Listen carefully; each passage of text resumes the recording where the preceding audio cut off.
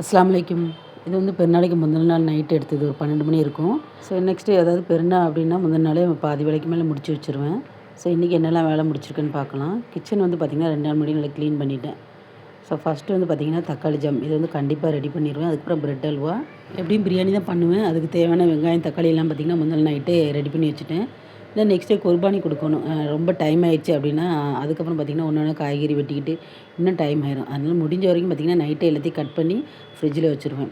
இப்போ மட்டும் இல்லை, எந்த நோன்பு பெருநாள் ஹஜ் பெருநாள் வந்தாலும் சரி, நெக்ஸ்ட் டே இந்த வேலையெல்லாம் பார்க்கணுமே அப்படிங்கிறதுக்காக கொஞ்சம் சோம்பேறிப்பட்டு முன்னாடியே கட் பண்ணி ஃப்ரிட்ஜில் வச்சுருவேன். ஒருத்தவங்க வந்து கமெண்ட் பண்ணியிருந்தாங்க, வெங்காயம் வந்து ஃப்ரிட்ஜில் வைக்கக்கூடாதுன்னு. ஸோ டெய்லி இந்த மாதிரி நம்ம வேலை பார்க்குறதில்ல, எப்போமாவது ஒர்க்கு தானே, அதனால் ஒன்றும் பிரச்சனை இல்லை. அதுக்கப்புறம் காலையில் இட்லிக்கு வந்து கறி குழம்பு தேவைப்படும். அந்த டைமில் எந்திச்சி வச்சுட்ருக்க முடியாதனால முந்தின நாளே நைட்டு கறி குழம்பு ரெடி பண்ணிட்டேன். சீரக சம்பா அரிசியை வந்து ஸ்வீட் மிட்டாய் ரெடி பண்ணிவிட்டு தால்ச்சாக்கு வந்து பருப்பு வரைக்கும் வேக வச்சுட்டேன். அப்புறம் தோசை மாவு எல்லாம் அரைச்சி ரெடி பண்ணி வச்சுட்டேன். அவ்வளோதான் என்னோடய ரொட்டீன். பார்த்திங்கன்னா என்றைக்குமே மாறாது. நோன்பு பெருநாள் ஹஜ் பெருநாள் வந்துட்டு அப்படின்னா முந்தின நாளே பாதி வேலைக்கு மேலே முடிச்சிடுவேன். இனி அடுத்த ஷார்ட்ஸில் பார்க்கலாம். அஸ்ஸலாமு அலைக்கும்.